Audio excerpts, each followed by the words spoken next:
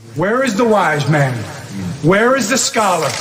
Where is the philosopher of this age? Get down!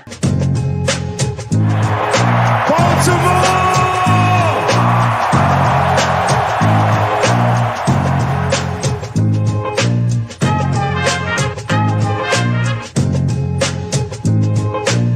What are they getting? Everything out of me. They gonna get a Super Bowl out of me. Believe that. Believe that.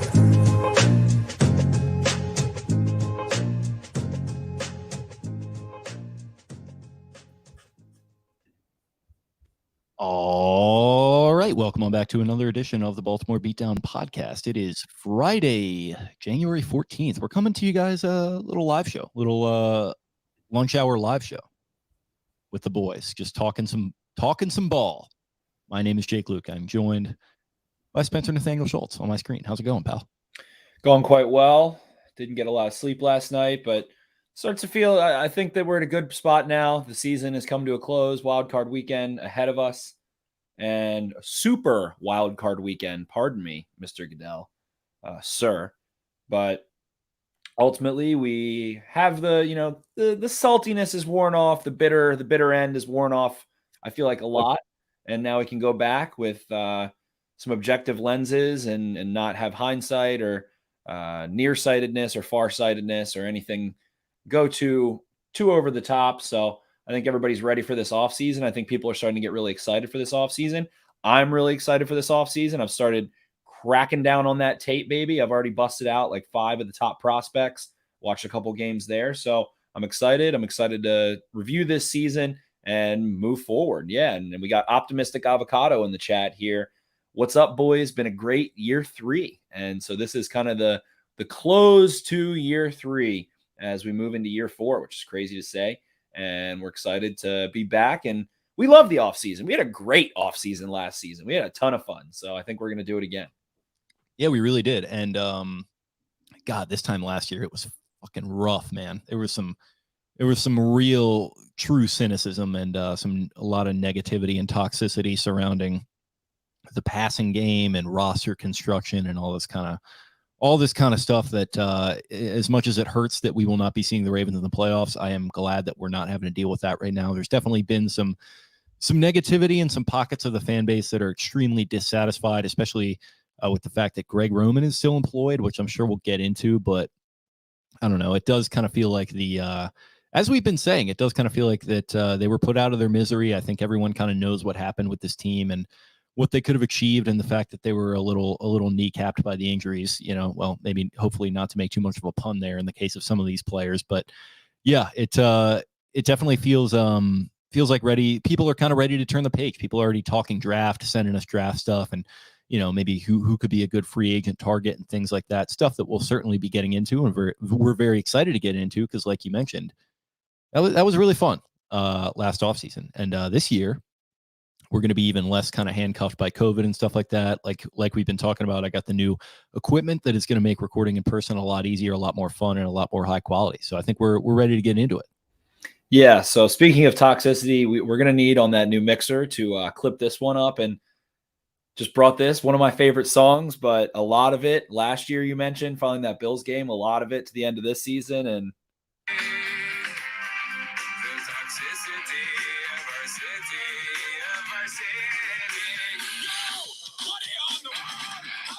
so that's going to be our cue. No Toxicity 2022. I think that's how we start out. I'm excited for this next season, man. I think all the way back, that Raiders game, starting off, getting into it,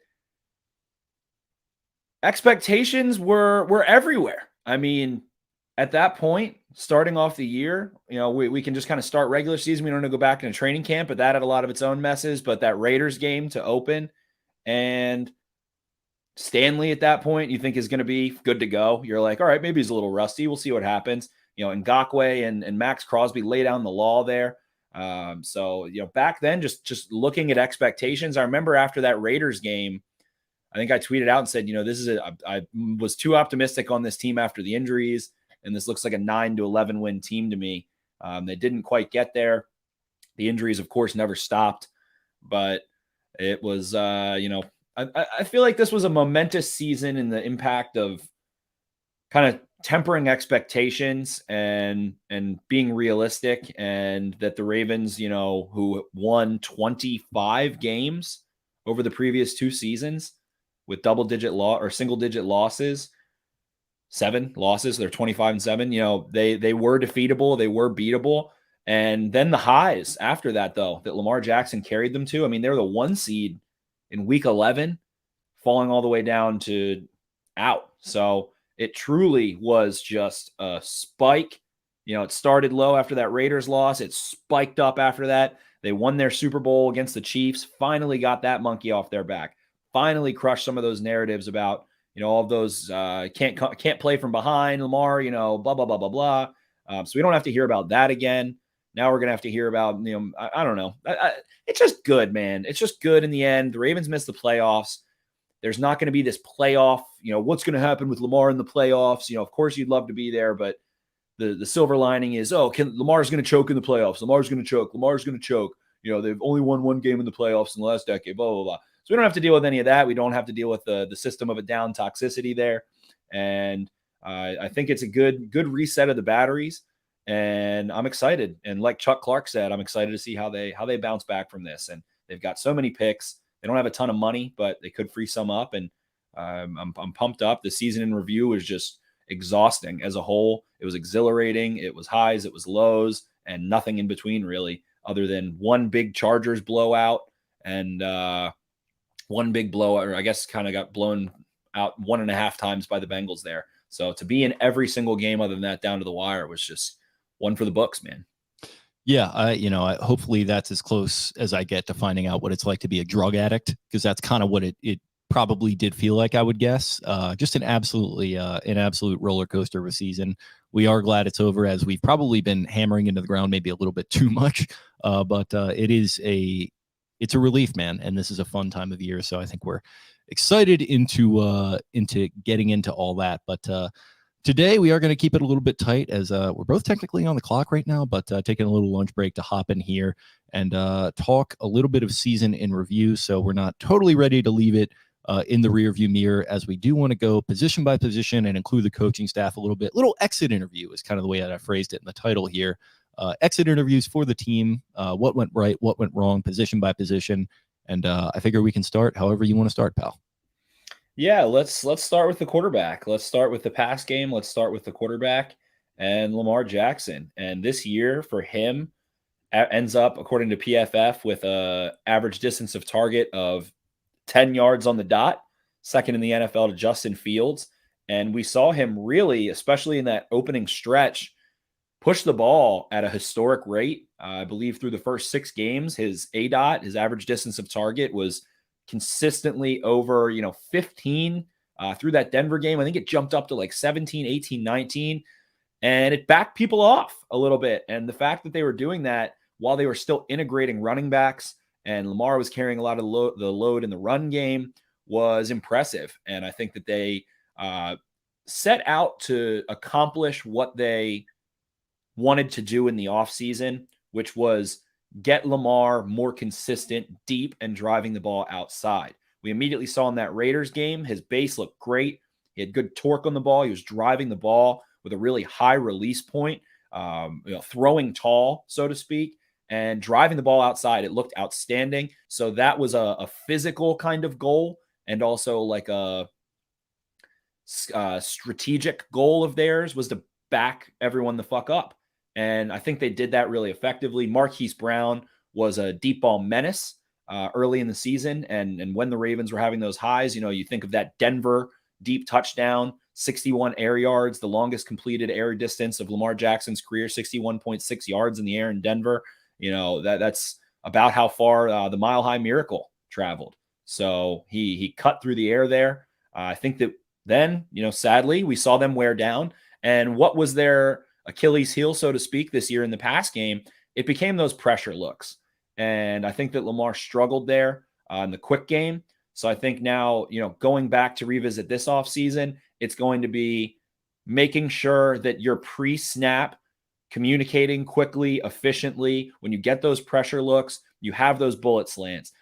incorporating a little bit more rub routes and things of that nature, some delayed releases that are still quick. It was interesting to me.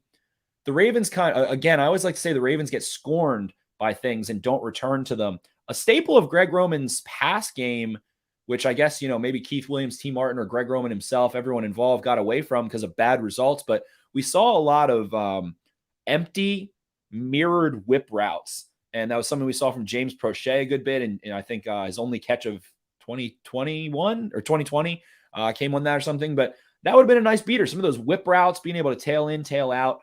Some you want to revisit, but also he was doing a lot of those against the Bengals in the one big game, or not the one big game, but really the biggest game he had this year. That was the biggest game he's had in his career, probably. But exactly. So incorporating a little bit more of that, that quick game, recognizing it, attacking it with better flow. I think that against the Dolphins, they did struggle schematically against it.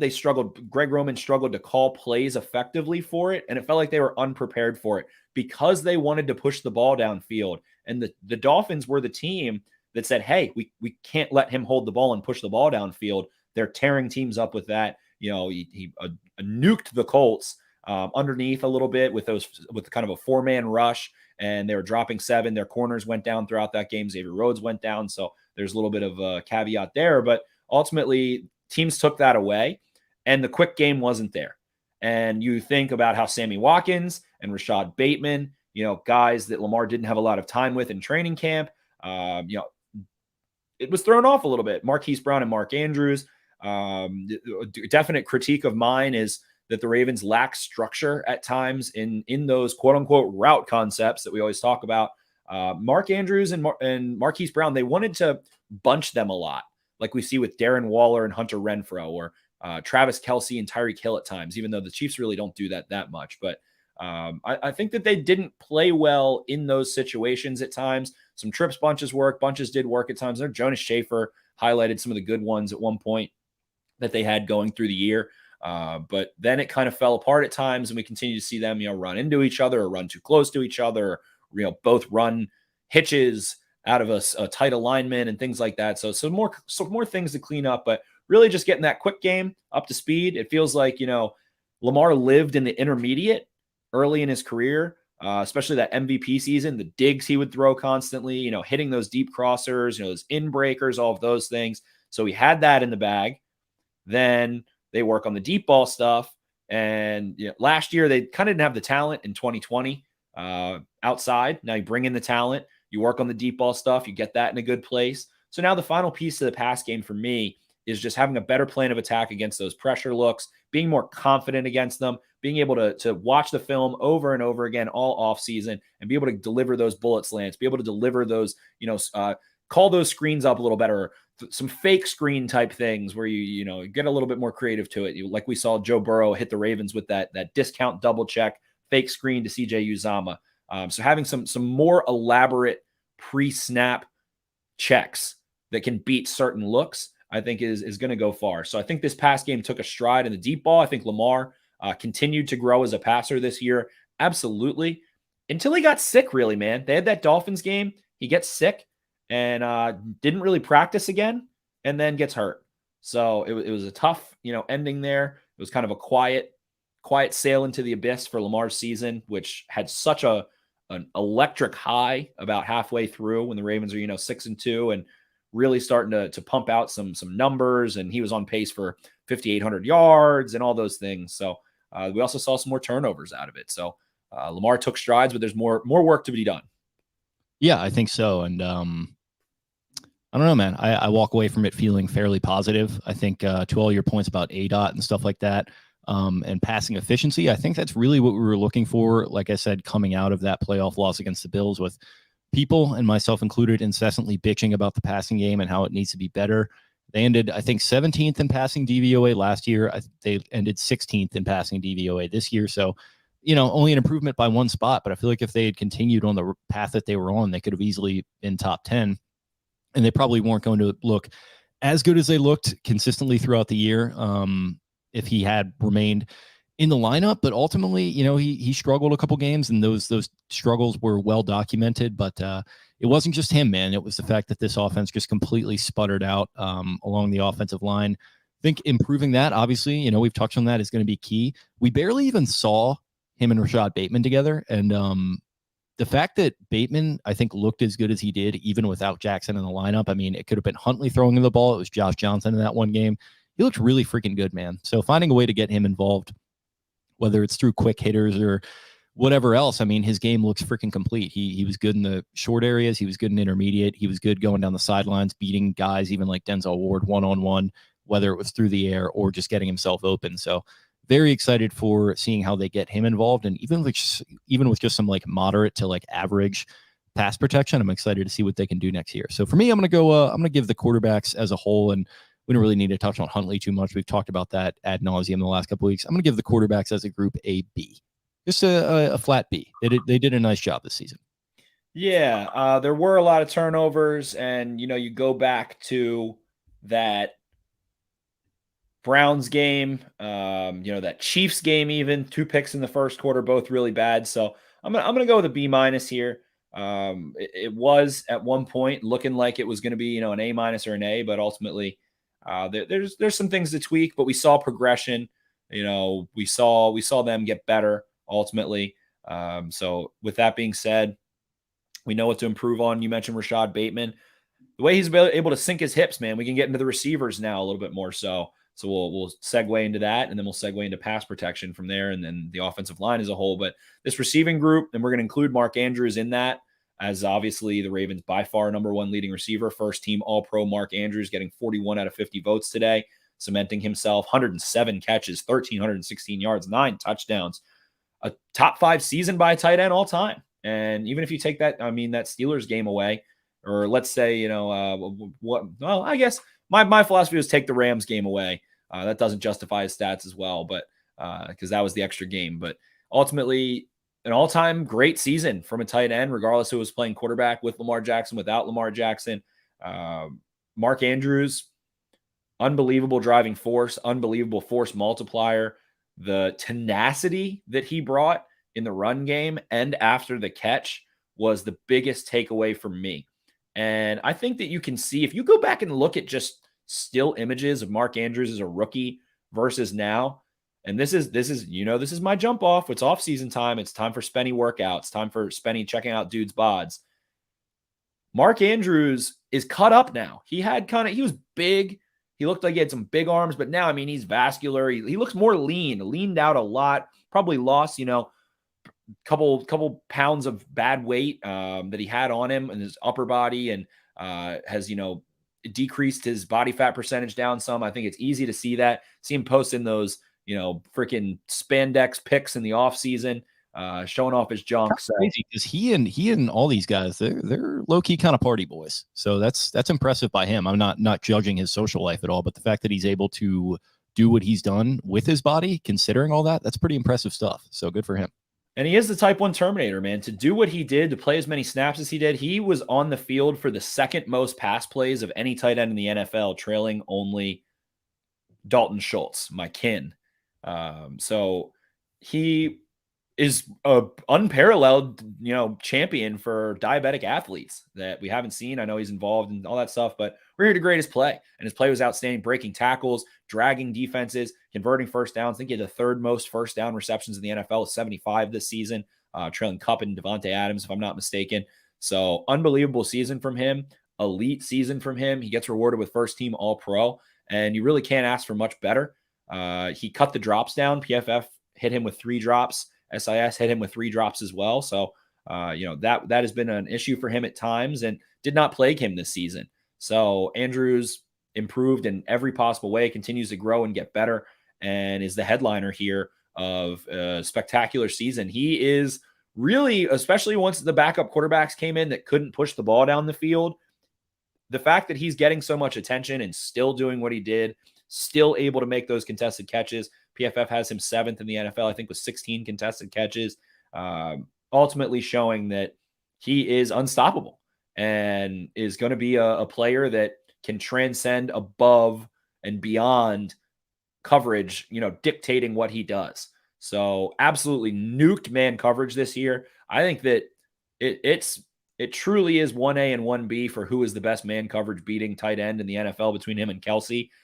He abused defenders, pushing off, swimming, clubbing them, doing everything he can, became more sudden over time. So he has grown so much as a player, continues to grow, and that contract is looking damn good. So he's the headliner there. Can't say enough about what he did this year. It was awesome. And I think he's becoming really one of the faces of the Ravens franchise as a whole with time. So if he puts up another year that's even 80% of what he did this year, then he's becoming an all-time Ravens great, a Ring of Honor player, and potentially a Hall of Famer, man. 2022 is going to be his age 27 season. You got at least another great 4 years out of this guy if you're kind of asking me for an estimation. So yeah, that contract is looking really fucking good, and I'm very pleased with Mark Andrews. I've always been a huge fan of his. I kind of didn't really like it when people would get on him in the early years of the Lamar experience, because it felt like he was the only consistent receiver, to your point. And like, yeah, man, this kind of felt like a coronation year for him, where the contract came and, some people were kind of snarky about it, but guess what? He went out there and shoved it in all those people's faces, and he's going to continue to shove it in defenses' faces over the next couple of years. And he showed that, similar to Rashad Bateman, he showed he's going to do that no matter what the situation is, whether the pass protection is shitty, no matter who's in there at quarterback. He's a go-to target and one of the best, not only tight ends, but pass catching targets in this league. And he's gotten better at blocking. He's gotten better at bullying defenders, but he doesn't play this super physical Gronk brand of football. Feels like they're going to get a lot of good football out of him for a lot of years moving forward. So he is the headliner of this group. Some other guys, obviously Hollywood Brown, a very good start to the season as well. He did trail off, and he made some remarks recently where he talked about his 1,000-yard season. He said he wasn't satisfied with it, so that's a good attitude to have. And I think that's the thing that I walk away from this season with him is attitude, because there was concerns about the Soldiers tweet and all that stuff, and kind of maybe wanting the ball a little bit more. He's had some like tongue-in-cheek remarks about how he's wanted the ball a little bit more this season, but nothing serious. And he just seems like a guy who has grown into his own, and the long-term contract is obviously a question, but I'm in a place where if I just see a little bit more good football out of him, I'm going to be willing to pay him. If the math works out, we'll see about that. But yeah, a good season out of him as well, and I'm excited for what the future holds for a guy who looks to have rounded his game out a little bit. And he does kind of look like he's developed into a deep threat in a way that I don't even know if we were necessarily expecting. I think when we first started talking about him on the pod, and he was the first draft pick ever made when this pod started, I think we were kind of expecting the manufactured touches, Lincoln Riley type stuff that we saw from him. And we did see some of that. That is a strong suit of his, but deep touchdown against the Bengals, deep touchdown against the Broncos. He found a way to get open against the Lions, and he didn't, obviously had a rough game there and he did not capitalize, but he rebounded from that. And, you had questions about when's the last time a Raven like housed a long touchdown. And obviously this is like a different category, but he did do a really nice job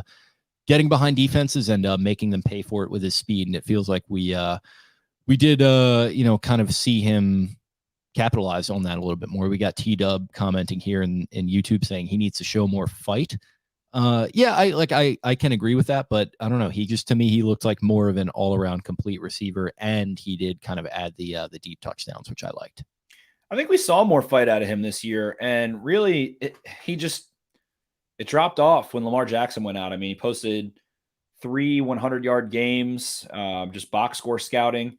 He posted 3 100-yard games, an 80-yard game, a 90-yard game, a 69-yard game with a touchdown in week 1. I think we saw more fight out of him early on, continuing to maintain that strength. He did miss some practices and had some nagging injuries a little bit, which tends to happen with everybody. So can't use that as an excuse, but he forced 8 missed tackles this year, and that was more than Mark Andrews forced, to be honest. So I think we did see some of that fight late in the season. It felt like it fell off a little bit, tailed off, but at the same time, he was crushing with Lamar Jackson. I think he was the one who really had the most lost with Lamar Jackson going down, especially among the receivers, because he was so spectacular deep.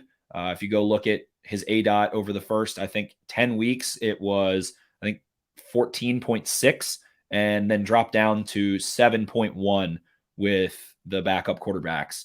After that, after Lamar Jackson went down against Miami, played one more game against Pittsburgh, made some nice plays in that game, had 5 catches in that game. But then other than that, it was, Huntley and Johnson. So I think he was certainly the one who lost the most when Lamar Jackson went down, and the deep ball just wasn't there. Those other quarterbacks don't have that connection with him at all, and that was something that him and Lamar had to work at.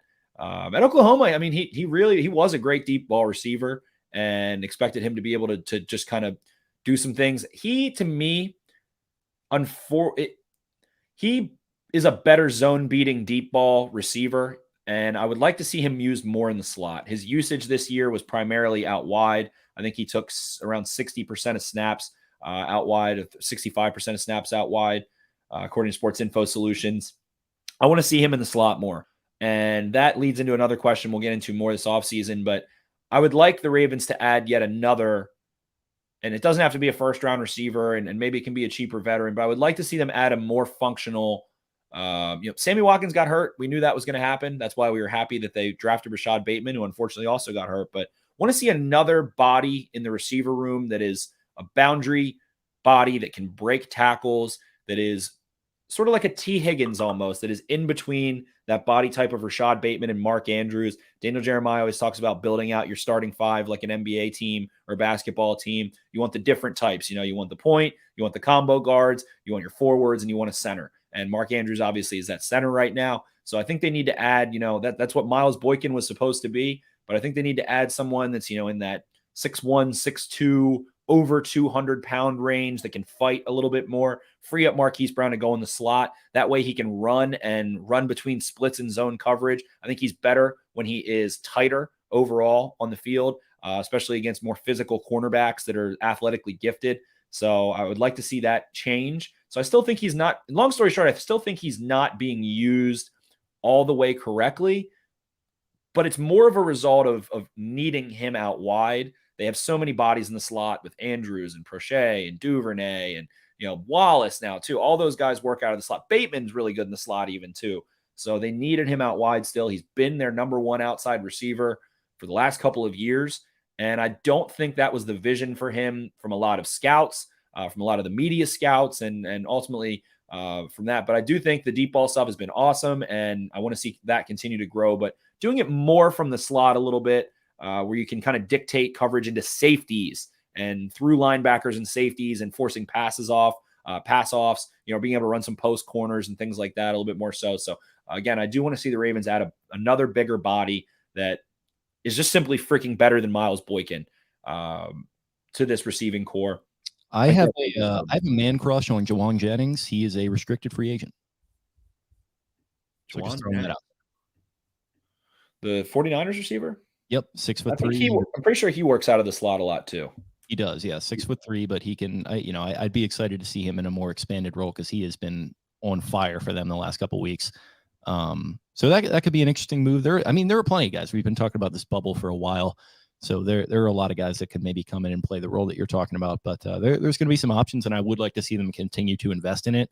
Because once you get complacent with this receiver position or with cornerback, as we've seen, you can really be made to pay for that. So keep investing in it, and let's see what happens. But I guess that is all we got on the receivers, unless you have anything else. I think Devin Duvernay had a nice year. I think that he looked more sudden. I think that's a result of Williams and Martin, specifically Williams, from what I saw in training camp.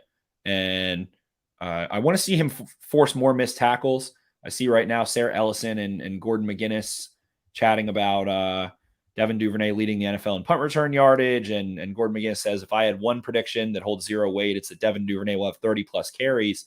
He had 23 manufactured touches between screens and carries this year. A lot of those were jet sweep, and forced only one missed tackle on those.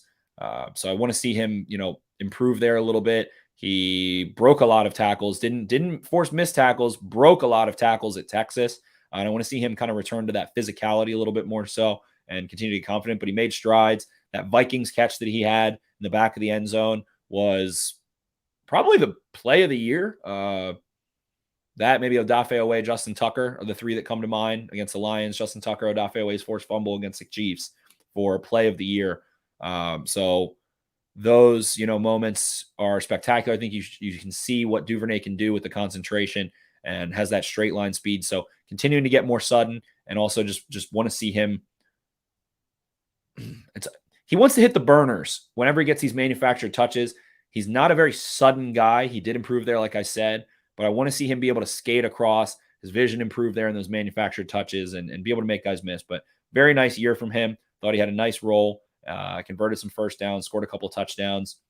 He's a very heads-up football player. Feels like he's always aware of his surroundings. He blocked really well. We saw him more of that Willie Snead move H role where he's coming in jet motion and then ultimately blocking. So I think we see more of that as well. So Devin Duvernay has become a nice player.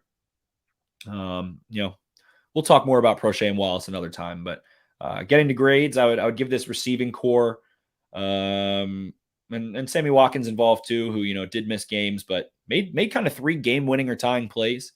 Pittsburgh Steelers touchdown, Detroit Lions 4th and 19, and Chicago Bears got them down there for that on that game-winning drive, set up Devontae Freeman's game-winning score. So Sammy Watkins making those 3 plays is worth $3 million to me.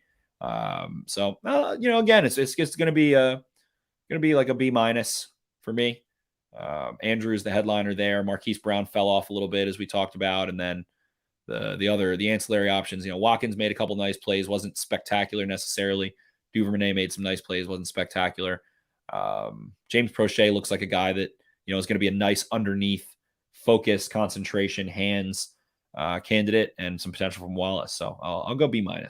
I'm going to go B+. I'm going to grade him against maybe a little bit of a curve as far as expectations, because think about where we were with this whole operation last year and the amount of, like I said, toxicity around the receiver room. They went into the offseason with the idea that we're going to fix this fucking thing no matter what. And in my opinion, they did it. And I think I grade against that curve, and I grade against the curve of what happened with this offensive line and who was playing quarterback. And some of the really strong things that we still saw from this receiving core from this young receiving core, in spite of all of that, with guys like Prochet stepping up when needed, guys like Duvernay, to your point, stepping up when needed, Bateman showing that he's going to be, I think, the guy that they drafted in the first round and who they wanted him to be. So I'm very excited about that. So I think based upon the potential that we saw and kind of based upon those curves that I mentioned, I would say B+, man. I was pretty impressed with them. And I get that the bar is low here, but it looks like it is certainly on its way up. So against those expectations and what I expect moving forward, I liked what I saw. I'd go B+. And Bateman, I mean, we didn't really hit on Bateman a ton as well. Came back and played reasonably well. We saw him able to use those fluid, able to throttle down, sink his hips and drive with very, pretty seamless overall. That fluidity transferred. So recovered from that injury, made some plays. Love to see that he didn't get hampered by that, and his career didn't end up, his rookie season didn't end up getting ultimately defined by that. While that was a major factor and everybody kind of gives him a grain of salt there, looked nice. Need to see him add more functional strength. Maybe take it a little bit easier to start this offseason. It feels like he went way too hard in general last offseason and was just, working out at night after, training camp and doing all kinds of crazy shit. So just tone it down, take care of your body a little bit more so, add some functional strength, and there's going to be a nice receiving core next year. And when's the last time we saw young Ravens receivers consistently winning off their release as opposed to releasing, beat a guy or out physical a guy, outspeed a guy, whatever it is? It feels like with Bateman, we saw so much of shaking a guy out of his shoes right off the jump. And that's really what excites me, I think. The release, and then what he can do with the stem. The fact that on top of that, we did see some shiftiness in the open field, some vision, some ability to win after the catch. He looked like a running back with the ball in his hands at times. He reminds me of a point guard or a two guard, a shooting guard, driving. He just is sudden, but he's big and tall and lanky enough that he's confident in his size and has really good vision. And so those 3 things are kind of the name of the game there. He is going to drop passes. He is going to keep improving his hands technique there.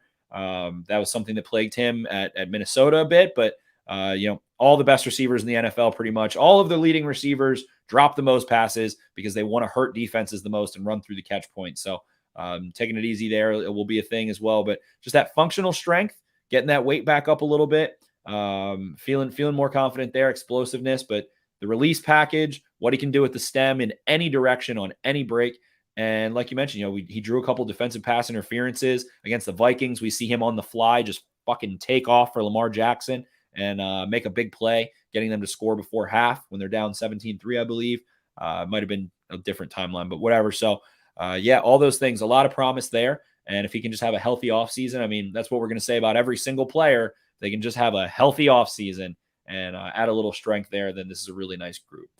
So with that, let's segue into this offensive line and then the protection and run blocking and everything of that nature. Which again, you do kind of want to grade on a curve, like you mentioned, Jake, because going into the year, you expect a line that's going to look like Stanley, 3 guys fighting at left guard, and hopefully the cream of the crop emerges between Phillips, Powers, and Cleveland. Bozeman, you're excited about at center. We were very excited for that. Zeitler, looking like a serious possibility for strong play, a nice veteran plug-in AFC North familiar player. And then we expected to see Villanueva on the right side. And we saw everything but that. We saw pretty much everything but that. Villanueva locked down left tackle the entire season in terms of playing there. Only missed a few snaps, I believe, but didn't work out that well. It feels like at this point in his career, he's just more of an Army Ranger and a tough guy playing football a little bit more so in the pass game than he is, a true left tackle or tackle. And again, so we see prospects Providence in the chat here. This has to be the most disappointing group. Yeah, but again, we factored Stanley in there, who is going to be, we expected him to come back, play well. He was practicing all of August, pretty much, or most of August. So taking that out and removing that expectation, they were okay. I mean, Villanueva was bad. He was a really nice run blocker at first. Feels like he wore out a little bit towards the end of the year there. When he lost, it was horrible. His losses are Chris Davis looking losses, like swinging with his eyes not even close to the ball type losses. I thought, he played admirably, but it's just, at the end of the day, he was bad. So there's that. Ben Cleveland, I think that the expectation with him, we had Powers there. We know what Powers is at this point. He's very tenacious. He's not strong enough necessarily as a pass protector to be able to anchor. He's not athletically gifted enough, but he's very tenacious in the run game. Probably their most the nastiest mindset of any of the Ravens offensive linemen that were somewhat healthy this year. Even he couldn't stay healthy with a foot injury that kind of kicked him out at the end.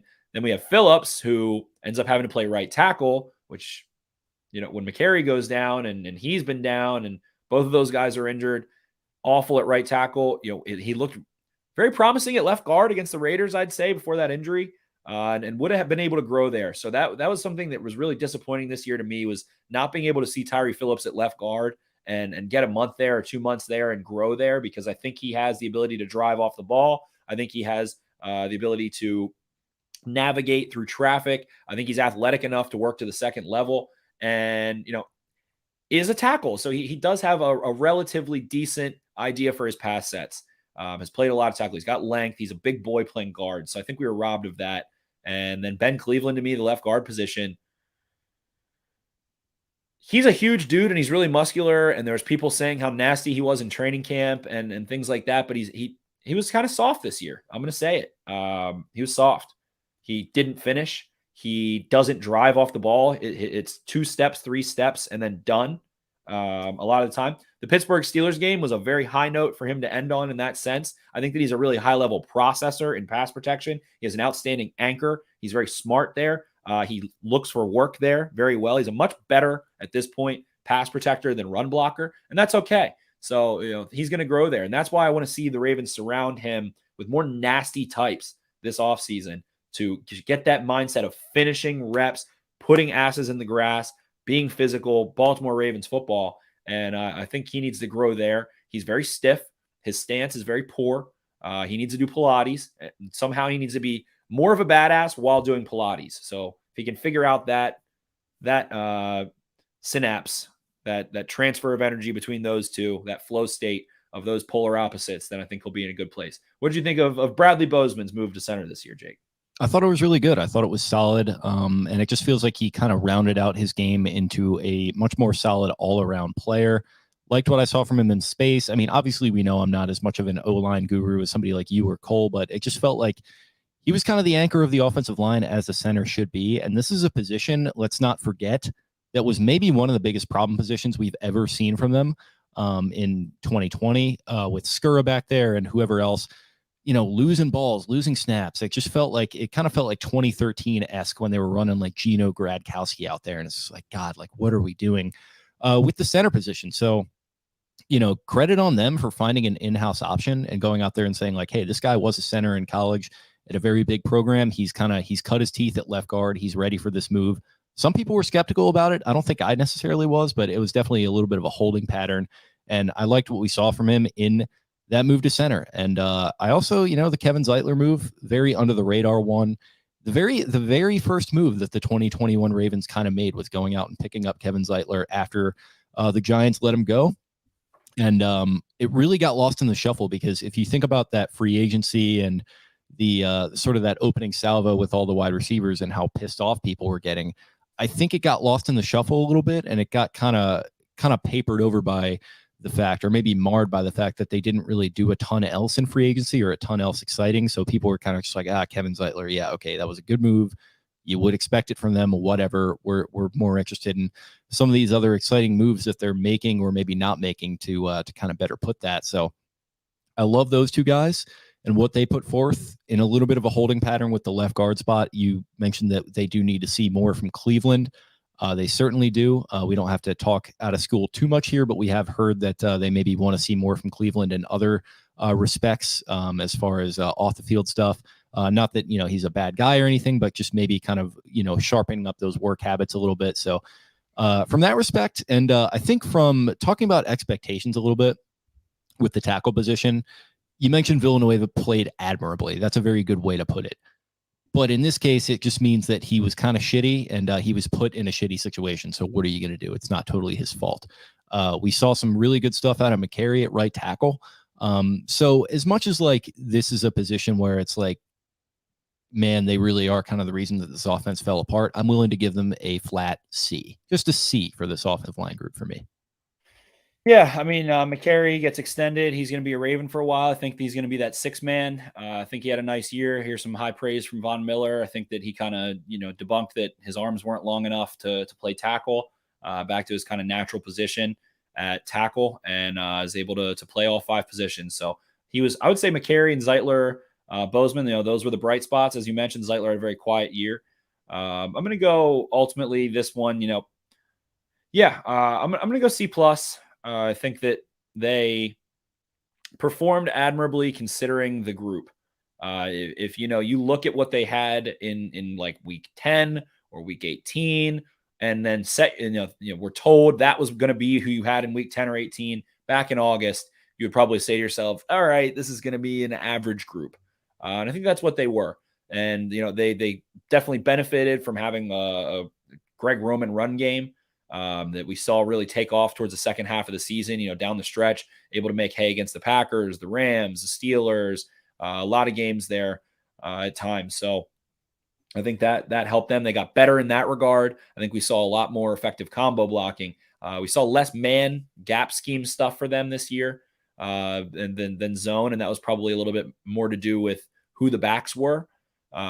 Somewhat. They did want to shift to zone as well. It felt like with bringing in Cleveland, bringing in some of these guys, Zeitler as well. It kind of, and Bradley Bozeman at center kind of played to their strengths a little bit better too. So run blocking, I think they overall had a nice season for the most part. Were able to convert a lot of high leverage, short yardage power situations behind some good blocking. So ultimately, C+. I think this group was, Villanueva was bad, but other than that, it was all right, man. It was all right. When Tyree Phillips was at right tackle and Villanueva was at left tackle, what are you going to do? That's not your ideal setup. So Orlando Brown put them behind the eight ball, and this is the group moving forward that has to be addressed. Ronnie Stanley, you're at the mercy of his recovery in many ways, cap wise. In terms of Lamar Jackson being confident, which we saw, something we didn't touch on. Again, same problems. When the protection crumbled, he started to crumble. Very much so. So I think that building what I'm going to call Fort McHenry, the best offensive line that Lamar Jackson has had, is going to have to be priority number one. Tom Brady from left to right. Donovan Smith, borderline all-pro level player. Left guard, Alex Kappa, borderline all-pro player. Ryan Jensen, all-pro player. Ali Marpet, all-pro player. Tristan Wirfs, all-pro player. All 5 of them for Tom Brady.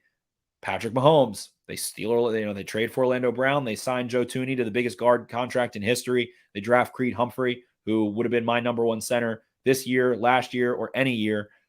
Smith turns out well for them. They had a little bit of a shuffle at right tackle, but again, investing in the offensive line, trading for it, using it in free agency and through the draft. They used all 3 avenues. So you need to look to the Chiefs, look what they did, and copy that.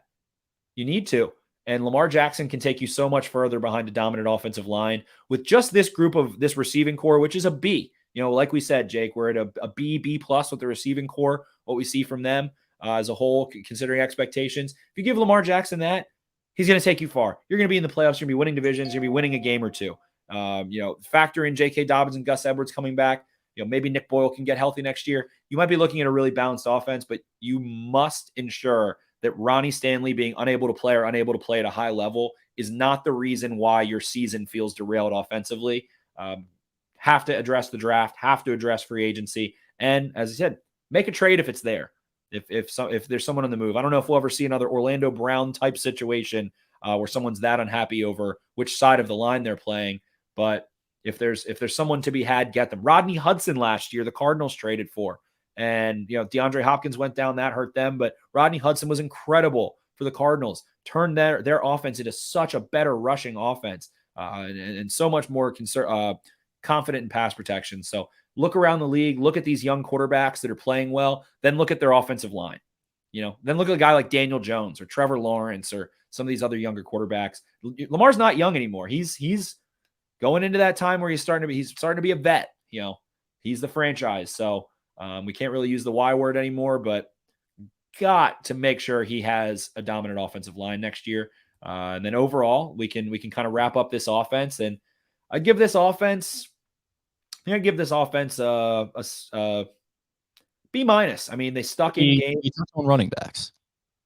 Forgot about running backs. I'm gonna do that real quick. So yeah.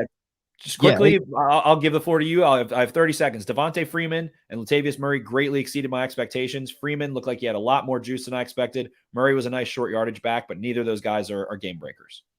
Yeah, 100%. It's just like, to me, I'd go B minus just kind of off the rip. I think it's another expectations thing where you lose Dobbins, you lose Edwards, you 100%. If you're in the running backs don't matter cabal, I think it's kind of a Rorschach thing for you where you're like, oh, well, Devontae Freeman and Latavius Murray get in there. And it's like, yeah, they played fairly well, but it just felt like a downgraded version, an exact downgraded version of pretty much what you were going to get out of those 2 guys who were supposed to start. Tyson Williams, big disappointment for me. So yeah, I'd go B minus because Freeman really went out there and gave it his all. I think he's going to be playing in the NFL next season. I'm not sure who for, but he showed he could really make some hay when the sun was not shining behind that offensive line. And Latavius Murray, I liked what I saw from him in spurts as well. But just overall, another kind of expectations-based B minus for me for the running back group. Yeah, I put them in the Bs because I think that they got better as the year went on. I mean, those guys were signed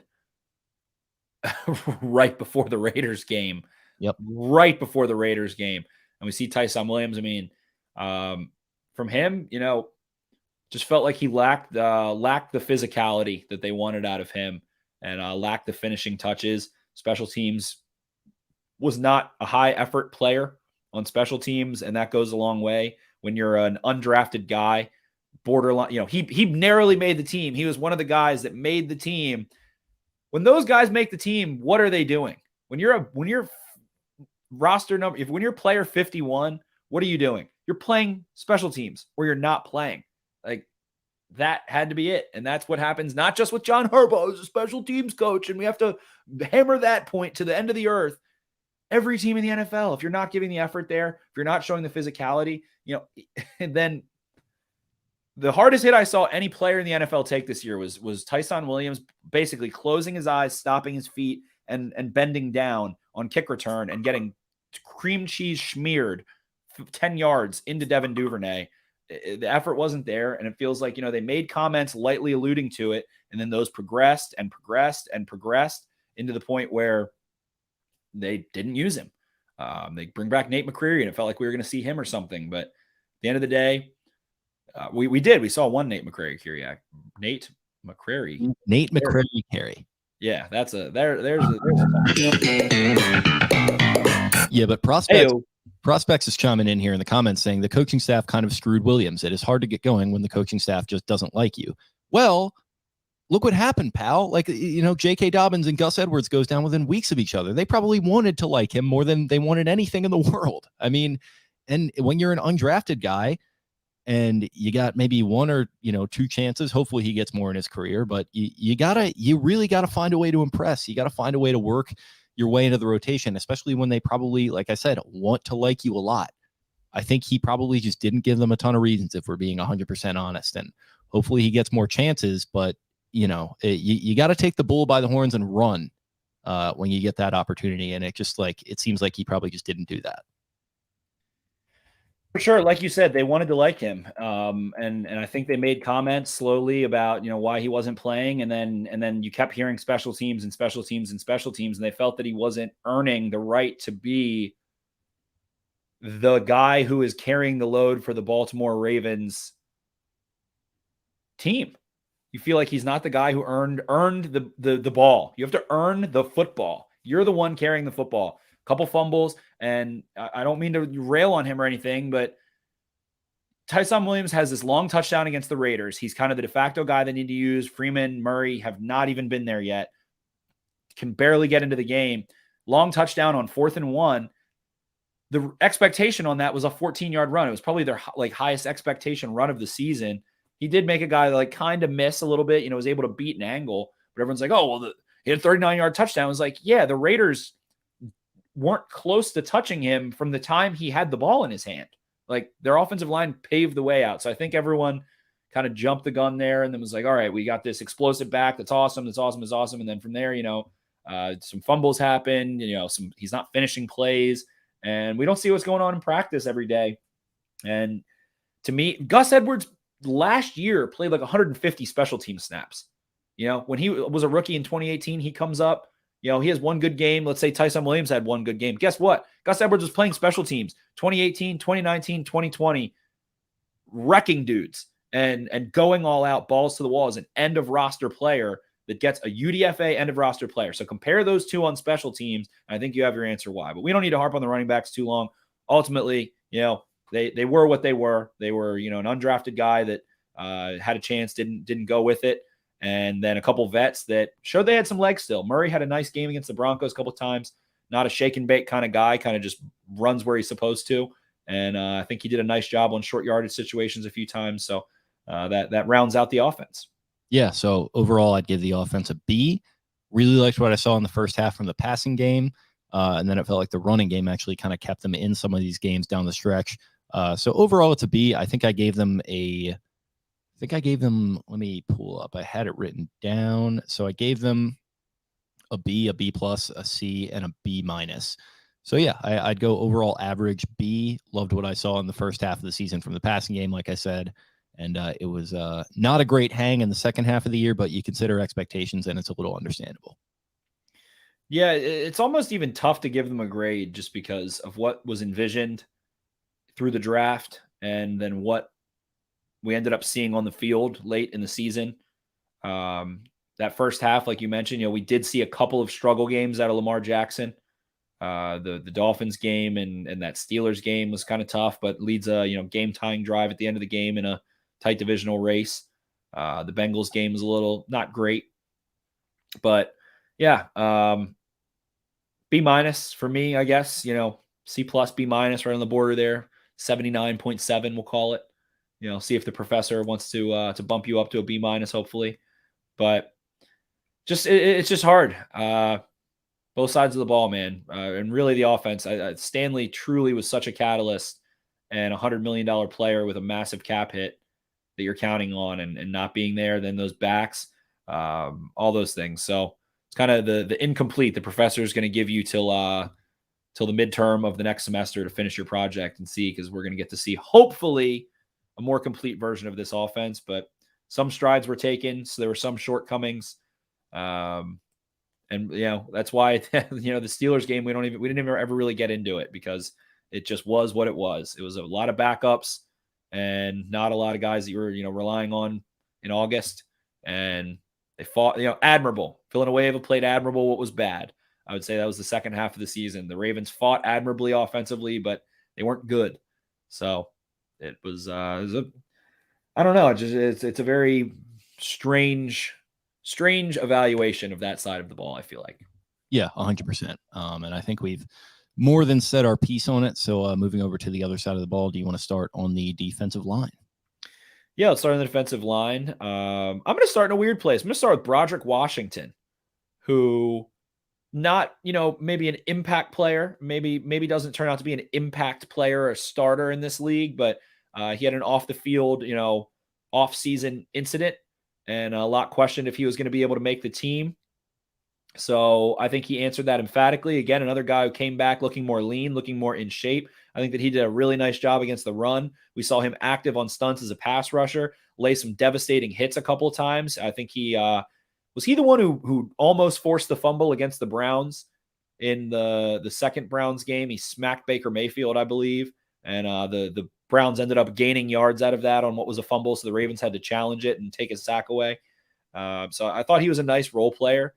And it's an interesting mix. They don't have a player that's in their prime. Calais Campbell played his ass off again, demolished a lot of offensive linemen, split double teams, had a lot of pressures, not a lot of sacks, as is the Ravens kind of motto on the defensive line and in general lately. So Matabike, Williams, Wolf, all these guys, it's a lot of 30-somethings and a lot of, for young, youthful guys. They end up having guys like Khalil McKenzie play some snaps, and Isaiah Mack, Justin Ellis, another guy's in his 30s. So they just didn't have that kind of prime player. But I thought that they kind of hunkered down. This was an elite run defense, and that's the reason why. Justin Ellis did a great job two-gapping when Brandon Williams was hurt. Brandon Williams was really stinking at one point. Turns out he was probably really hurt and had to take some time off to heal up. Comes back like a dynamo in the second half. After that Bengals game where he was getting rolled on, 41-17 loss, comes back, plays really well, and finishes, arguably the top run defense in the NFL. So they were the reason why. And I'm going to include Justin Houston and these outside linebackers in that. They kind of flow through the conversation as those stand-up outside linebackers. But Justin Houston far exceeded my expectations in the run game, beat the crap out of tight ends, shucked, shock and shuck.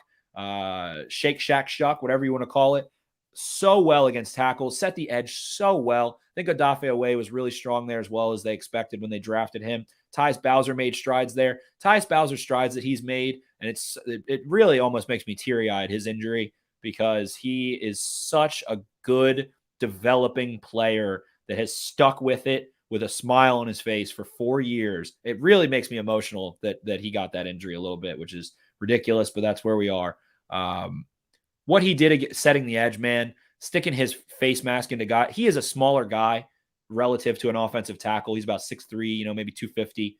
The effort was there all the time. The technique grew better and better. And where he's come from a rookie to where he was after he signs this extension in terms of setting the edge, which is what Ravens outside linebackers do or die, is set the fucking edge.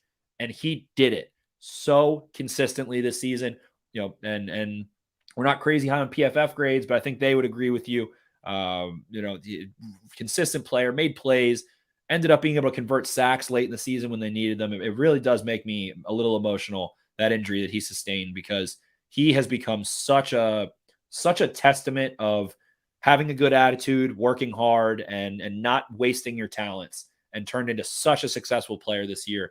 So I thought this outside linebacker group and overall this defensive line was pretty good. The pressure lacked a little bit. Matabike didn't quite have the year that we expected from a pass rushing perspective, but very good defensive line in many ways. Yeah, I'd totally agree with that, especially including those outside backers. I'd be willing to give it about an A-, because I think it's another expectations thing with the fact that you've touched on that they're a little caught in between generations right now as far as the actual defensive line players go.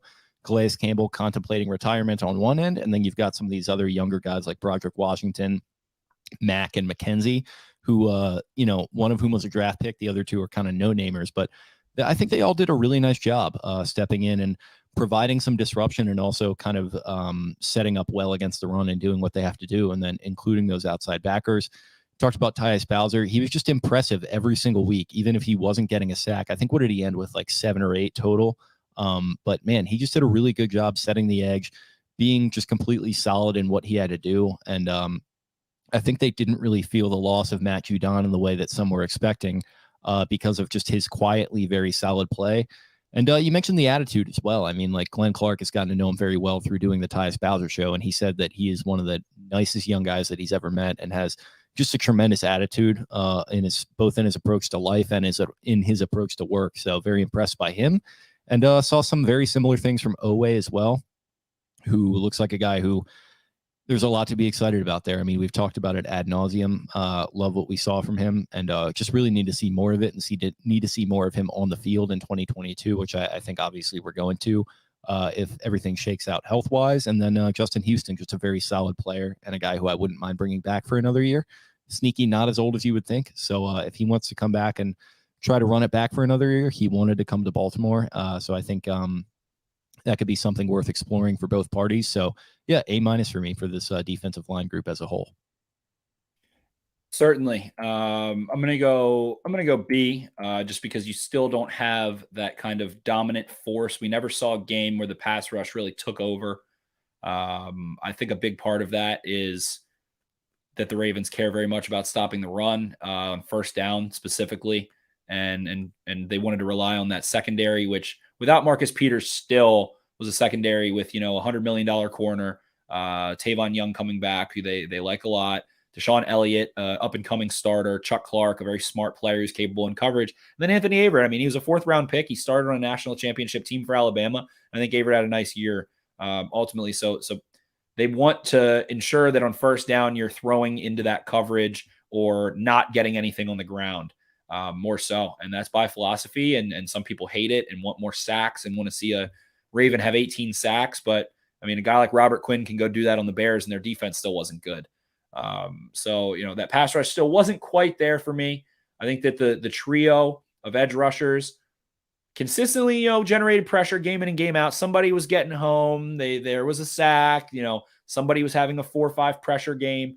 They weren't able to convert a ton. Teams also know that you have to get the ball out on third down against the Ravens because they're going to blitz.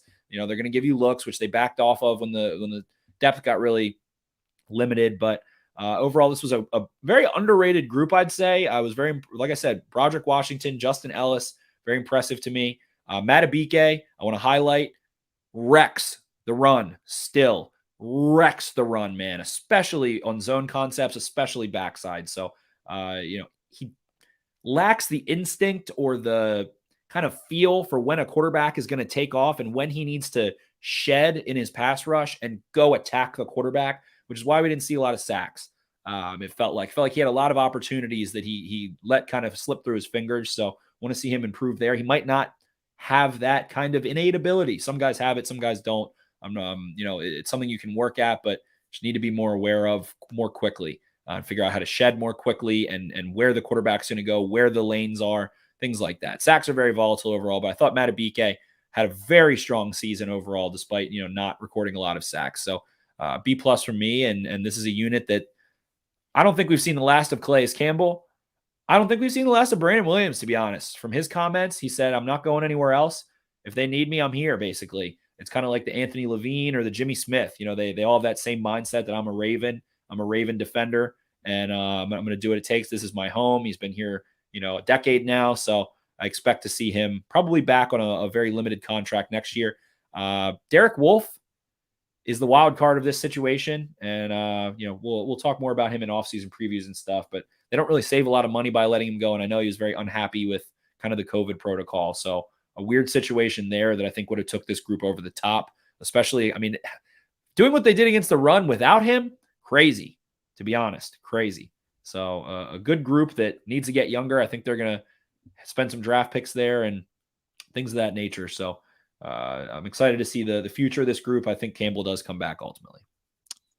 Inside linebackers. I'm going to go with a grade of quick, starting with the grade, I'm going to go with a C. I'm going to go with a C. And the C is because they didn't have enough consistency.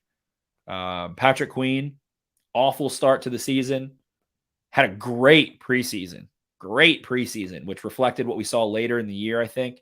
It kind of, the buck kind of starts and ends with him as a first-round linebacker in his second year.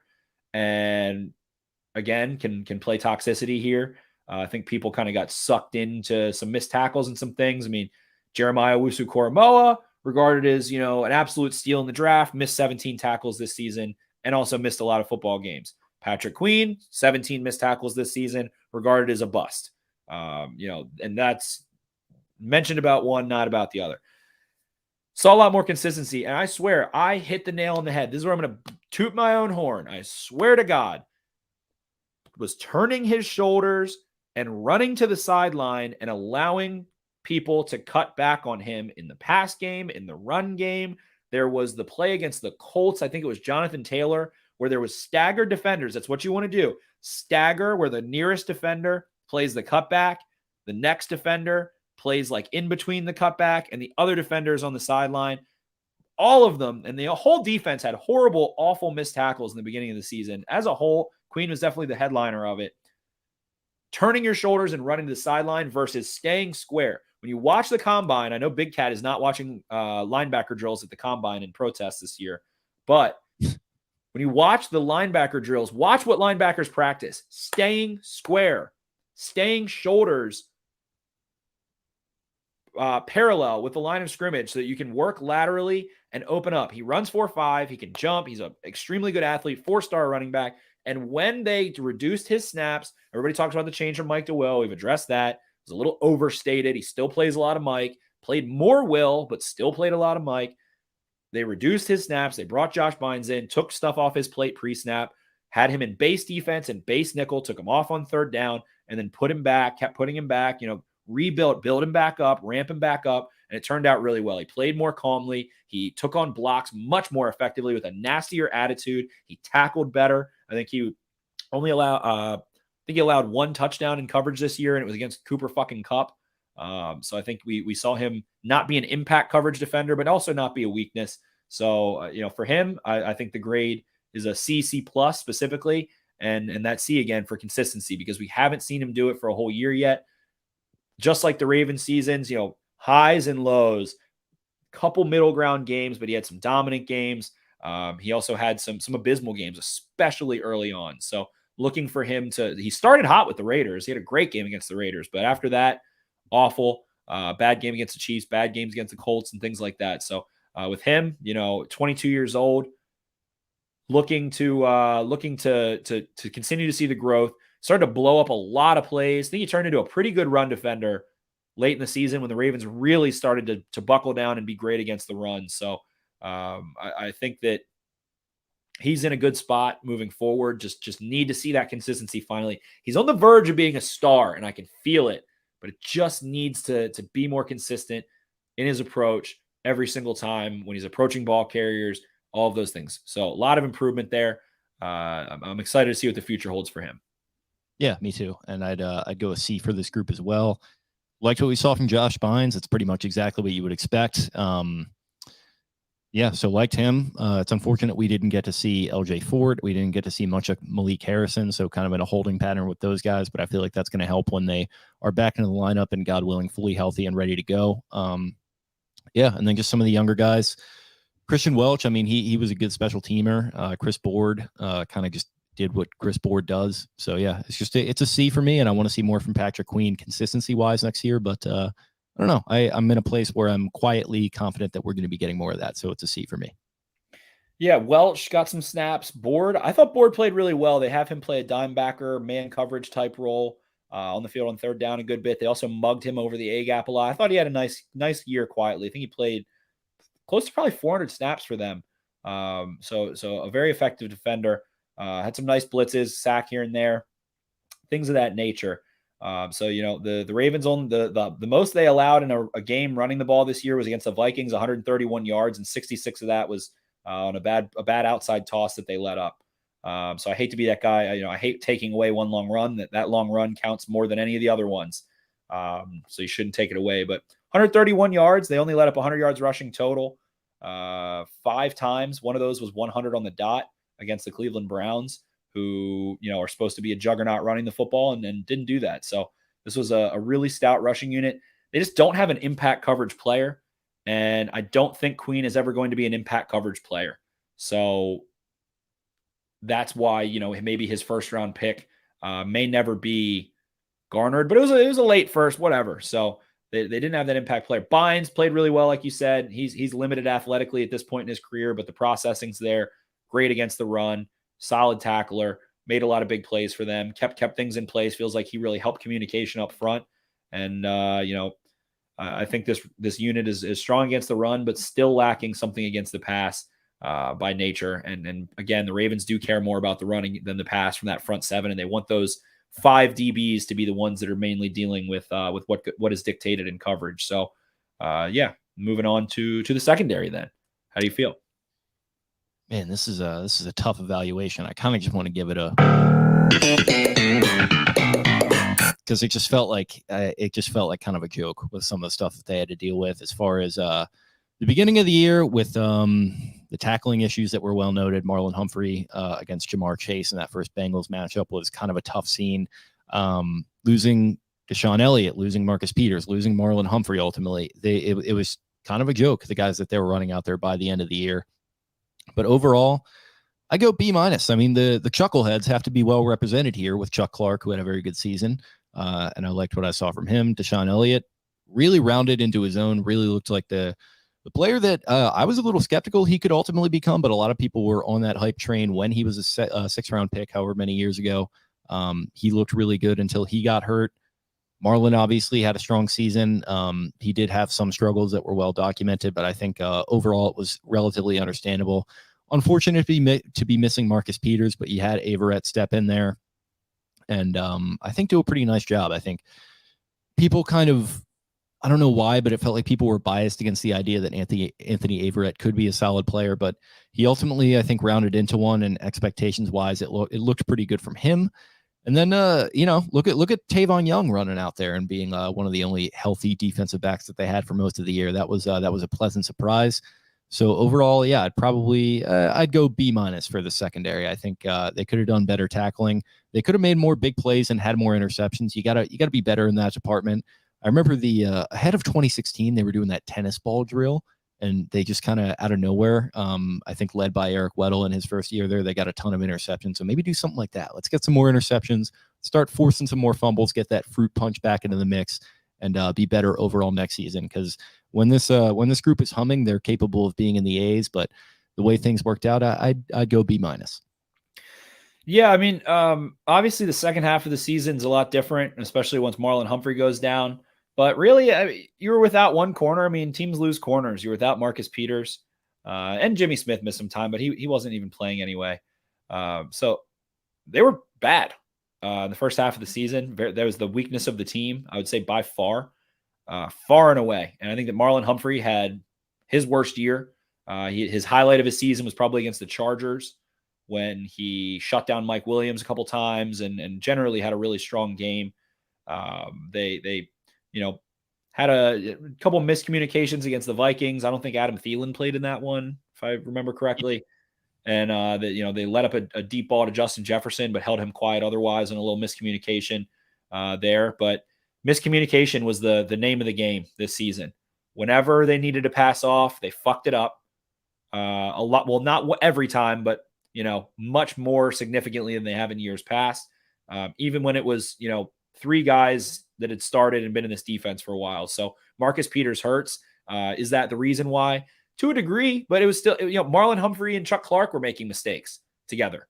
So that has nothing to do with Marcus Peters, in my opinion. So the communication just wasn't there early in the year. The tackling was not great. The turnovers weren't there really this entire season. I think they only forced multiple turnovers in 3 games, which is very low. And I mean, strong performances. I'd say the Broncos, the Chargers, the Dolphins game, they played well. The Dolphins offense stinks on ice. They shut the Browns down at home. And other than that, I guess the last couple weeks against the Rams and the Steelers, they were all right, but they just had a ton of issues earlier in the year, and then from there it turned into injury riddled. So overall, I'm going to give it a D. It was bad. It was supposed to be a strength. Marcus Peters goes down. You still have $100 million corner. Both of your safeties, your third corner, your slot corner. Tavon Young, like you mentioned, played admirably, but this group was bad relative to expectation. They played better when they were injured. And part of that is, who you're playing against, what the competition is. I mean, Aaron Rodgers had his way with them at times, but, they made some stops as well. So that's where my optimism with this group comes from, is the fact that they did kind of round into form, and it was when they started to miss all that talent. So I think maybe I'm just looking ahead a little bit and thinking like, yeah, they're probably going to get back to that kind of B plus A range next year, which is where I'm coming with the B minus a little bit. But you are right. There were some really, really tough weeks that maybe I'm forgetting, because they did play again. The first Bengals game was out of control bad. It was, yeah. It was definitely really bad at times, but I think I'm maybe projecting a little bit into the future, and also kind of giving them. Well, that's okay. Your grades are great. We don't have to be simpatico on everything, but this group was bad. The big plays they let up was killer, and it feels like it just was such an upside down season where they were giving up these big plays and winning games. Then when they tightened up and stopped letting up so many big games, they couldn't get a shortstop.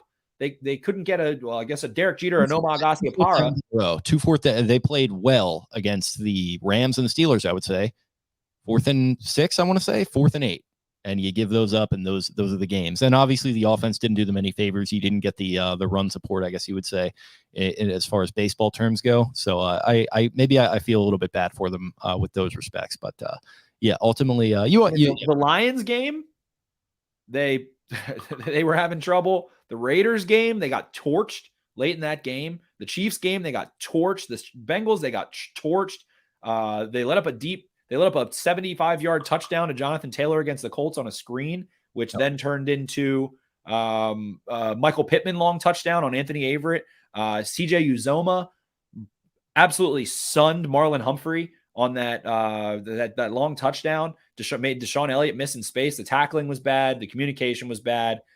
There was a couple nice moments, but this was, I think, the disappointing group of the Ravens. And the offensive line was missing Stanley. Lamar missed time. The receivers were missing people. The defensive line was missing people. Every group was hurt, which is its own thing. But this group missed one guy really. A lot, for especially in the first half, and was just letting teams hang around and get leads and missing tackles, and it was bad. And it was, I don't know. I don't know what to make of it exactly, but like you said, Jake, it got better.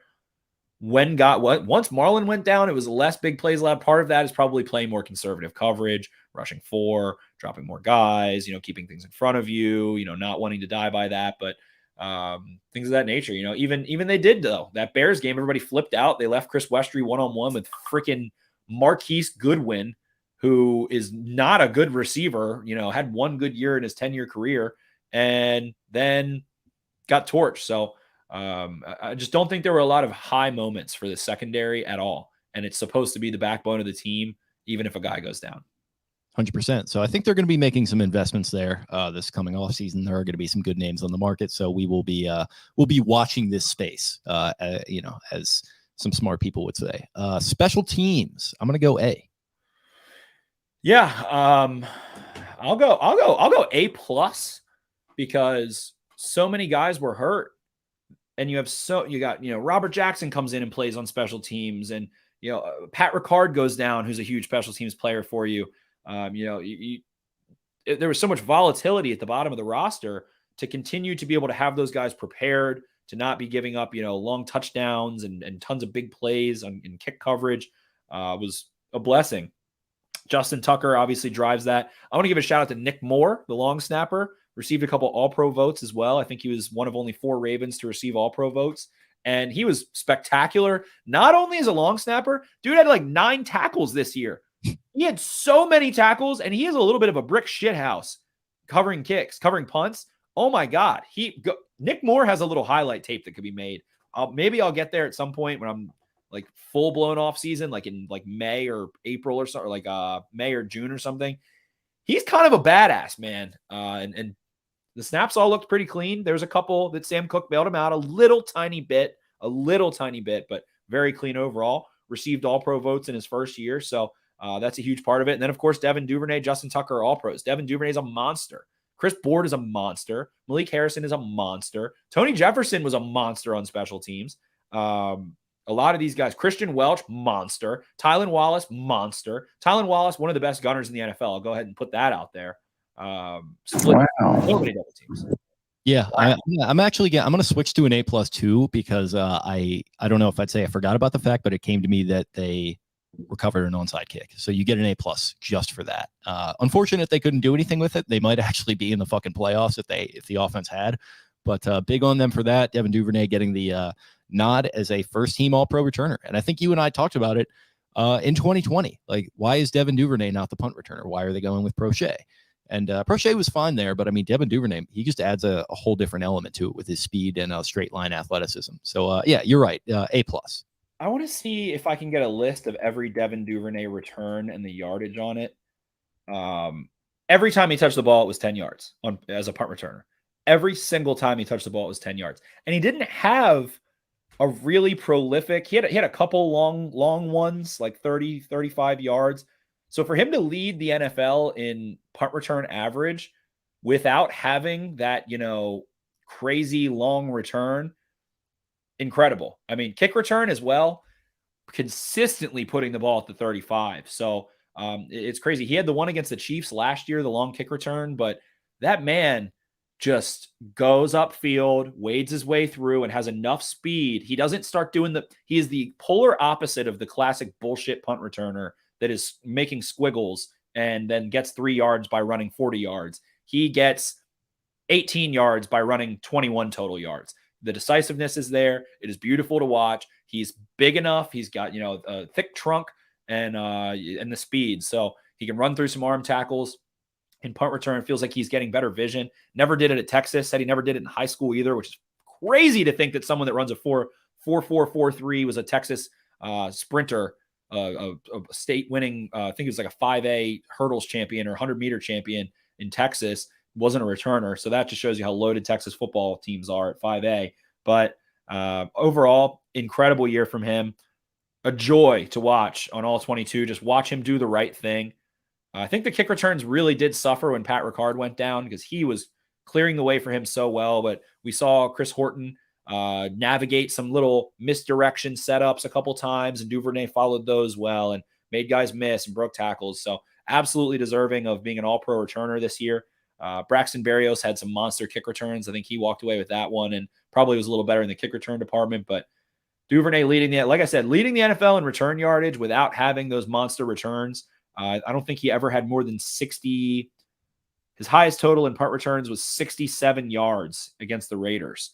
And he had 4 returns that game. So just every game averaging, 15, 20, 18 and doing it consistently well. So this special teams unit was fucking baller. And like you said, they recovered an onside kick, which was sweet.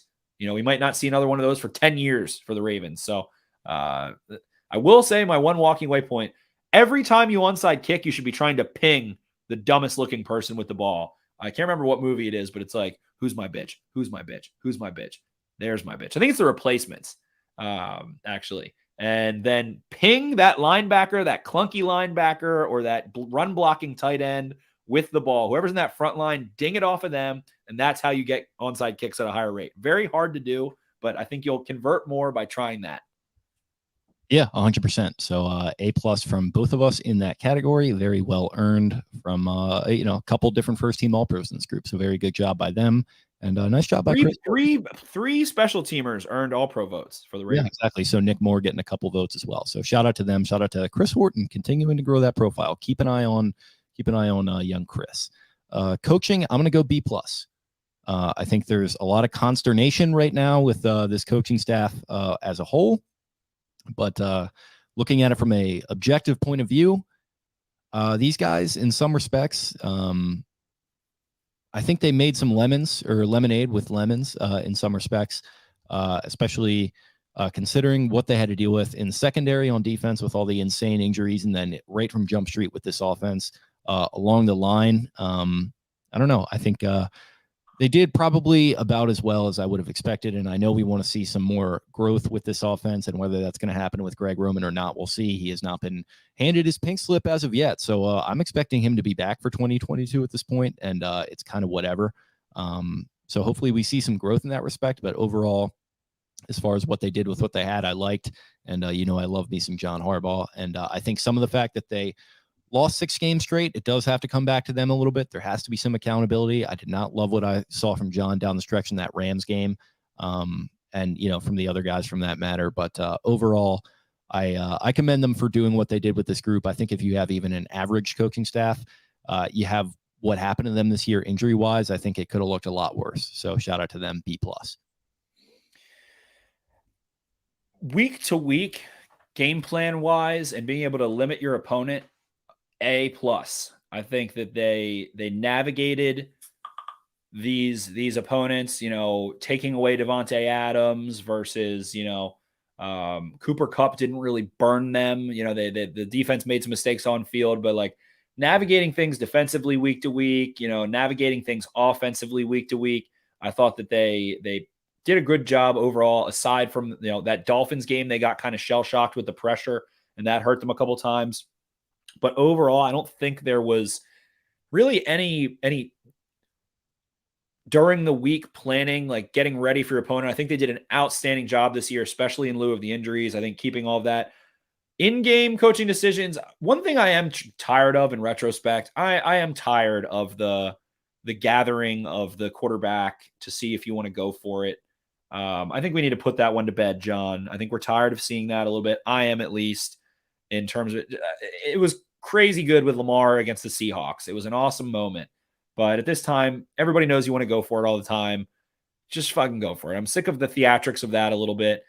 The going for it, not going for it. It just burned them at every corner late. They couldn't finish. Like John Harbaugh said, they couldn't find a play. There's some luck involved in that. There's some variance, but at the same time, there's this felt like they just lack killer instinct. And of course, they're missing a lot of guys. You don't have Peters. You don't have Humphrey, defensively to be able to go lock down and trust those guys. And what I would say to that is you're missing your killers. So maybe there's going to be a lack of killer instinct. So maybe account for that. But it felt like the coaching staff still lacked it at times with how long they, were.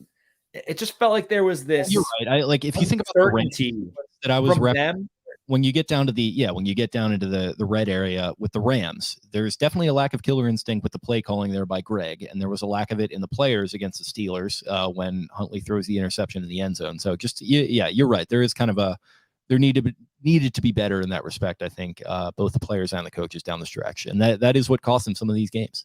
Right. It feels like they were walking on eggshells a lot of times, and you want to say the design's bad. All right, sure, go. It was just, I swear to God, after the Ravens ran the sprint out that didn't work for the 2-point conversion, I watched 7+ 2-point conversion sprint out attempts across the NFL, and like 5 of them worked. It's a zone versus man thing. And then, the one to Mark Andrews, they just were a fucking inch away. Andrews doesn't get 2 hands on the ball and walk in. They did it against the Colts. Against the Colts, all of it worked every time. So maybe it was a little predictable. Maybe you want to see them do the Sean McVay hook and ladder, which guess what? Didn't work. At the most creative play possible that you can think of, aside from a Philly, they literally do a little screen hook and ladder, and that doesn't work. So again, that's just more of a results-based process evaluation, results-based evaluation, which sure, at the end of the day, you need to win games. But I just think they were walking on eggshells with, letting it, what are we going to do? What are we going to do? Are we going to go for it? And sometimes, Roman might not have gotten the play in quickly enough. They had 8 delay games this year, 28th in the NFL. Also, Harbaugh, in some instances is taking too long to decide if he wants to go for it or not, and needs to get that decision in so you can get all of it in. So the whole collaborative process of what we're going to do felt like, because the starters were out and, they were missing guys, it doesn't matter. You need to have that ahead of time. It needs to be automatic. So they started going with gut too much. It felt like then relying on, what your true plan and identity is. Ultimately, you need to improve there. You need to finish. The Detroit Lions, I mean, a bad team. The Jaguars, they had moments of finishing. So it's like your team wasn't good at times in terms of talent or having guys that have had a ton of experience, but they just couldn't. It felt like there was this trepidation constantly. You can see it in their face. And we're not in the room. We can't hear. So maybe I'm reading a little bit too into it, but it felt like, they waned at the end of games at times. And I feel like they were great during the week and they were awful in these crucial moments in terms of confidence and being decisive and urgency. And that goes all the way down to the players. Ultimately, if you don't have urgency, then the players aren't going to have urgency to get the ball snapped against the Steelers. Tyler Huntley, your quarterback, ultimately he's your fucking quarterback and he's not getting the ball snapped against the Steelers on the most pivotal red zone play of the game. He isn't, he's at the line with it hitting zero, not getting it out and having that urgency. And so often that's what we see from Lamar. So there's inexperience involved. There's all these things. So there's many excuses you can make for him. I'm going to give this coaching staff a B minus. I will err on the side of that they did have a lot of excuses that are very reasonable with injuries and some COVID issues. Against the Bengals, they have 10 players out and Josh Johnson playing, and that's a game that's close at halftime and things like that. But I think they need to have an honest discussion, or Harbaugh maybe needs to have an honest look in the mirror of identity again and what you're going to do. And, I think that Brandon Staley is like making people hypersensitive to or hyperized about going for it and that kind of stuff. But ultimately, they want to attack wins. And I feel like I just saw too much hesitation. And that is supposed to be their backbone philosophy. And I feel like they deviated from it in ways. They ultimately went for it and things like that, but they didn't have the killer instinct. They didn't want to go impose their will on teams. What was a big part of that post-game speech after the Chiefs game? Don't flinch. And they did exactly. Game. And it felt like they really started to flinch. And there are reasons why. So I'm not giving them an F in that, but I'm giving them like a C in that area. And again, A+ during the week, C in game. Not as great as they had been previously. And there are so many reasons, injuries and things like that. So this coaching staff ultimately, did a good job. I think they got their guys prepared. And then the moments came and they just struggled internally with the duality of we have our backups, but we want to kill people. And it's like, Tommy Shelby in Peaky Blinders, whoever his crew is, they're going to go do it, man. They're going to go do it. If you got a crew of ragtag guys, you're trying to take down Adrian Brody, you got to figure it out in the end. So, and Lamar's a big part of that. Exactly. So, that's why either treat Huntley exactly like Lamar or don't. And I think that's part of it as well. It was like, we want to go for it, but we don't have Lamar. So, all right, so fucking don't. So don't. Or do or do not. There is no try. No try. Yeah, exactly. Wow. There we go. So I think that is a great way to end this evaluation with the coaching staff and put a bow on it. Secondary overall was a really hurtful force. The offense showed a lot of promise despite a line that wasn't great. Despite the fact that they didn't have Dobbins and Edwards. So this team, there were many moral victories. If you're into that, then there were. But right now, they've got a chip on their shoulder the size of Mount Vesuvius that's ready to explode. And I think, they've got the 14th pick. They've got a lot of top 100 picks. They're hitting these impasses with Lamar's contract, Bozeman's contract. Is Calais Campbell going to come back? A lot of questions. Greg Roman, the fan base has turned into true. I'm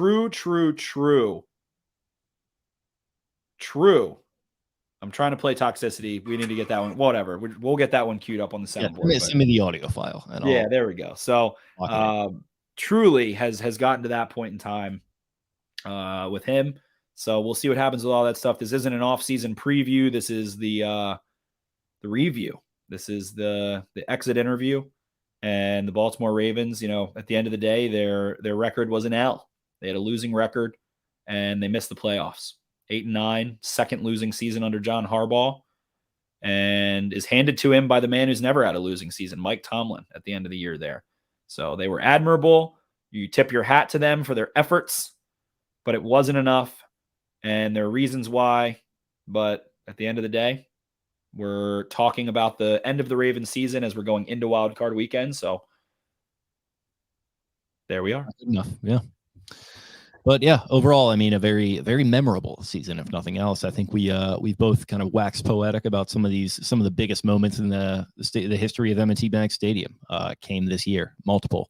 So yeah, it was a ride. It was a fun ride at times, and not so fun ride at other times down the stretch. But overall, very memorable.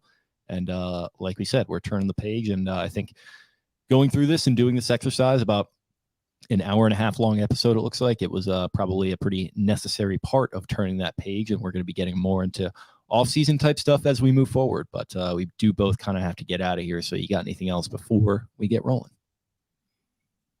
Be breaking down tape, draft season, Senior Bowl end of the month. I'll be breaking down all that good stuff. That's where I really get the juices flowing. I've done my leg work to prepare myself. I like to go into the off season not having any kind of biases in terms of like things I saw on TV during the year, a couple players I like. I like the Senior Bowl to be my start. That's my first real pen to paper where I feel like I can get, isolate some of these guys away, get an idea of their athletic skill set, of what they are independent of their team. And that kind of gives me some insight into, how schemes can hold guys back in ways in college, or how they might enhance guys, things like that. So I'm excited for the Senior Bowl at the end of the month here. And from there, we'll be going through the whole process with you guys. We'll be having a lot of Q&A. We'll be doing a lot of draft content, a lot of free agency content, try and get some interviews like we mentioned. I'm excited for it. So with that, we bid the 2021-2022 season adieu, and welcome the 2022 offseason. That we do. Thank you all for listening in on this little lunch hour edition, like we mentioned. So if you're watching on YouTube, I'm going to be cutting this out into pod form. So if you only caught parts of it, I will be making it available for you to listen to right away here on this Friday. So thanks again for listening. We really appreciate your guys' continued support of the pod. And like we said, we are very excited to jump into some of this off-season content. So stay tuned for that. In the meantime, follow us on social media. You can find us on Twitter at Podcast Beatdown. You can find me at Jake Luke. That's LOUQUE. Spencer is at Ravens 4 Dummies. That's the number 4 in the middle. Thanks again, guys. We'll talk to you later in the week. Maybe do some wild card recap. Maybe try to go for some guests. The world is our oyster as we move forward. So until then, see ya. Arrivederci. Where is the wise man? Where is the scholar? Where is the philosopher of this age? Get down! Baltimore!